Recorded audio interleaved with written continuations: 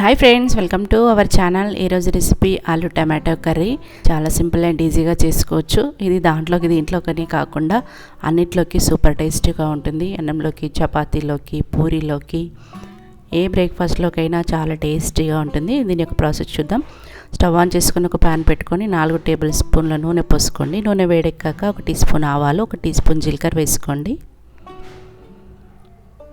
ఇవి రెండు వేగిన తర్వాత ఒక పచ్చిమిరపకాయలు తీసుకొని సన్నగా కట్ చేసి వేసుకోండి. తర్వాత 1 కప్పు ఉల్లిపాయ ముక్కలు వేసుకోండి. ఉల్లిపాయ ముక్కలు అలాగే పచ్చిమిర్చి వేగేంత వరకు కలుపుకోండి. ఒక 2-3 మినిట్స్ అలాగే కలుపుకొని ఉల్లిపాయ ముక్కలు వేగిన తర్వాత 1 టేబుల్ స్పూన్ అల్లం వెల్లుల్లి పేస్ట్ వేసుకొని పచ్చివాసన పోయేంత వరకు కూడా మిక్స్ చేసుకోండి.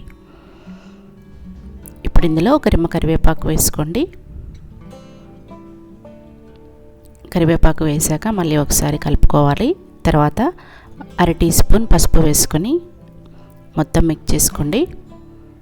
ఇప్పుడు ఇందులో 3 పెద్ద సైజు టమాటాలు తీసుకొని ఈ విధంగా చిన్న చిన్న ముక్కలుగా కట్ చేసి వేసుకోండి. టమాటా ముక్కలు వేసుకొని కలుపుకోండి. ఇప్పుడు ఇందులో రుచికి సరిపడినంత ఉప్పు వేసుకోండి. అలాగే 1 టీ స్పూన్ జీలకర్ర పొడి వేసుకోండి. అలాగే 1 టీ స్పూన్ ధనియా పొడి వేసుకోండి. 1 టేబుల్ స్పూన్ కారపొడి వేసుకొని అన్నీ కూడా కలుపుకోండి. అన్నీ కలుపుకొని మూత పెట్టుకొని టమాటా ముక్కలు మగ్గేంత వరకు కూడా సిమ్లో పెట్టుకొని ఉడికించుకోండి. ఒక 5 నిమిషాలు అయితే సరిపోతుంది. 5 నిమిషాలు అయిన తర్వాత మూత తీసుకోండి. చూడండి, టమాటా ముక్కలు మగ్గిపోయాయి. ఇప్పుడు ఇందులో నేను ముందుగానే ఆలుగడ్డలు ఉడికించి పెట్టుకున్నాను. ఇలా ఉడికించుకొని పొట్టు తీసి పెట్టుకోండి. వాటిని చిన్న ముక్కలుగా కట్ చేయాల్సిన అవసరం లేదు. డైరెక్ట్గా ఈ విధంగా చేతితో మెదుపుకొని వేసుకుంటే సరిపోతుంది. వీటిని ఉడికించేటప్పుడు కొంచెం ఉప్పు వేసుకోండి, చప్పగా ఉండకుండా ఉంటుంది. ఇలా 3 టమాటాలకి 3 ఆలుగడ్డలు తీసుకున్నాను. 3టిని కూడా ఇదే విధంగా చేతితో ఈ విధంగా నలిపి వేసుకోండి. ఆలు వేసిన తర్వాత ఒకసారి మళ్ళీ కలుపుకోండి. ఇదంతా కూడా బాగా అన్నీ కలిసేలాగా కలుపుకొని 1 టీ గ్లాస్ వాటర్ పోసుకోండి. ఎక్కువగా పోయకండి, ఆల్రెడీ అన్నీ ఉడికిపోయాయి కాబట్టి టీ గ్లాస్ వాటర్ అయితే సరిపోతుంది.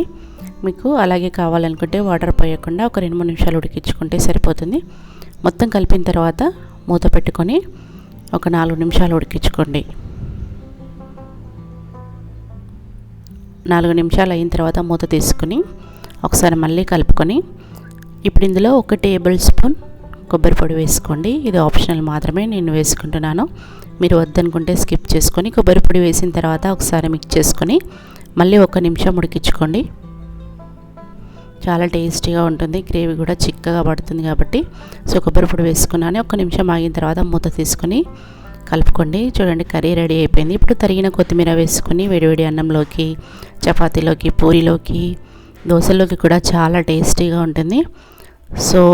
ఈ వీడియో మీకు నచ్చింది అనుకుంటున్నాను. నచ్చితే లైక్ చేసి షేర్ చేసి మన ఛానల్ని సబ్స్క్రైబ్ చేయండి. Thank you for watching.